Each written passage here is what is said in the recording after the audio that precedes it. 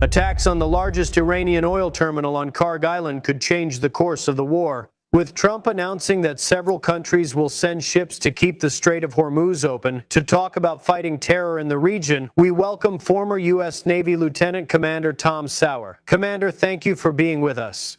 And as we talk about the options for how to open the Strait of Hormuz, whether it's with more air power, a ground force from the Ecowiwis, or even allies helping to escort ships through the strait, which do you see as the best options? Thank you for having me, Griff. The best option is through naval power. I'm biased because I went to the Naval Academy and spent 20 years dedicating myself to this problem, like my friends and my brother. And we have task forces that have existed longer than I've been alive, dedicated exclusively to keeping the Strait of Hormuz free. Many of those friends of mine are getting ready to step up operations now. They're on standby now and very determined. It's great that our allies like the French are sending the Charles de Gaulle aircraft carrier strike group. That's really good news. And it highlights that the Americans don't want to see their troops on foreign soil right now in Iran or anywhere similar. Having Trump's Great Golden Fleet will be a huge part of that.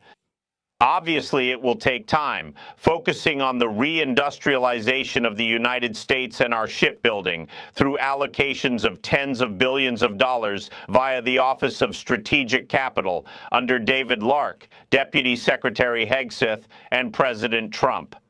But this is really going to be a naval problem. I've crossed the Strait of Hormuz countless times, and it's a pretty critical choke point for the global oil supply.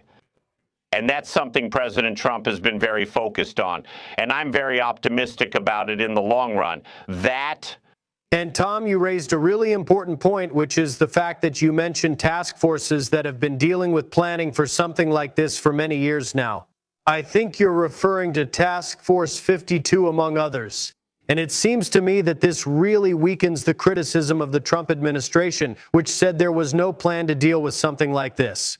Explain what you think about this and what a task force like Task Force 52 would do now. Yes, maybe you saw a post from me on X last night saying that this is absolutely laughable. It's true that Task Force 52, where my younger brother was operations officer a few years ago, was only dedicated to clearing the strait. Recently, it merged with the Destroyer Task Force 55. But you also have Task Group 56.1, which is the Navy EOD, my former occupation. So I'm a bit partial to those guys who use divers, EOD, and unmanned underwater vehicles, also dedicated to clearing the strait. So that's a constant issue. That's something my friends and I have been reading about, talking about, and planning for since we were cadets at the Naval Academy. I mean, that's the whole concept. It's not a new idea like what would happen if Iran closed the strait. There are complete operational plans, what we call plans or in the field, which are essentially war plans, that are constantly being developed, trained for, and adjusted all the time. There is a large number of people who are very well trained, well equipped, and completely dedicated, literally, just to this problem. Anyone who says we're not preparing doesn't know what they're talking about or is lying. Lieutenant Commander Tom Sauer, thank you for your contribution today and for your service. Thank you very much, Griff. For more details, let's call former Secretary of Defense Mark Esper. Sir, it's a pleasure to have you on this program. I want to start right away with the breaking news. The president announced on social media that many countries, especially those affected by Iran's attempt to close the Strait of Hormuz, will send warships. Together with the United States of America, to keep the strait open and safe, what is your reaction to this, sir? Good morning. I think it's a great initiative. The more we internationalize this issue, the better. Many countries, especially in Asia, are much more affected by the cut in oil supply coming from the Strait of Hormuz than the United States itself. Second, many other countries are also impacted besides us. I believe that internationalizing this brings diplomatic weight and legitimacy to our actions, which helps keep the strait open, and third, it puts more capability in the Strait of Hormuz. We have the world's most capable navy, but only so many destroyers can be in the strait. At the same time, adding escorts from other countries would help a lot going forward, so I think it's a great initiative. When you add that to what just happened overnight on Kharg Island, which is where Iran processes most of its crude oil, it's a big blow and a big victory for Zaymunawah. When you add that to what just happened there, we're making great progress with Iran. You've said before, though, that Iran is more resilient. I find that extremely interesting. Do these things now change your calculation about that? Well, that title, so to speak, was a bit misleading. Look, in the end, war is a contest of wills between two countries. And at this moment, it seems to me that the Iranians have become bolder, right? Now that they've overcome our worst attacks and strikes, they've had a successful transition. There seems to be a bit of fragmentation in the government and also in the institutions. And now they're making demands about the post-conflict world, talking about reparations and the withdrawal from Sia Shahami, the Adam region. Meanwhile, the price of oil is becoming more important for the November elections. We know that democracies are more subject to public opinion than autocracies, and this is a brutal autocracy. My concern has always been that in a clash of wills, especially in a situation where the majority of the American people still don't support this, they could hold out longer to achieve their war objectives. And the fact is, if they lose, their regime might very well collapse. I think because of these dynamics now, that's the case. This action on Cargo Island sends a clear signal that we are willing to strike the island directly. Secondly, though, it could be softening up the target so that we try to take it with ground forces. Well, that's what I was going to ask you next. There are reports that the Trump administration is evaluating, considering whether or not to send ground troops, at least a small contingent of people to go in and secure those nuclear sites that we might not have been able to hit just by dropping bombs. What do you think about that? Do you think it's smart to send, special forces?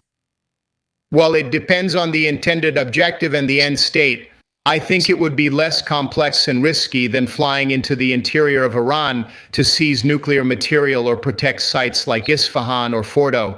Right, Kharg Island is north of the strait, so it's quite far from the actual bend of the Strait of Hormuz. But that being said, it's only about 120 miles from Kuwait, Bahrain, places like that, easily accessible by helicopter. You could take it, occupy it, and in doing so, control the flow through which the Iranian economy thrives by distributing oil. That would really corner them, hurting their economy and their ability to sustain their war efforts. So, it might very well be a good move. It won't be without risks and dangers, but it's certainly feasible. And of course, much more so than putting troops in the middle of Iran. If I'm correct, right, I believe you suggested the flavors. At some point, they need to start restarting the dialogue with Iran, which is potentially the way to end this conflict. Here is the Iranian ambassador to the UN, explaining why they continued enriching their uranium. The decision by Iran to increase the level of enrichment was made solely in response to the violation of commitments by the United States and European countries. I think the question has always been about Iran. Secretary Esper, how can we trust them? How can we trust? Any agreement we make with them will be honored and they will stop enriching illicitly. No, we never trusted them. That's why I supported President Trump's withdrawal from the JCPOA in 2018 or 2017. Look, I'm in favor of regime change, but right now, it doesn't seem like the Iranian people are ready to rise up and overthrow the regime. And, of course, it's very hard to do that from the outside. You would have to put a lot of troops on the ground.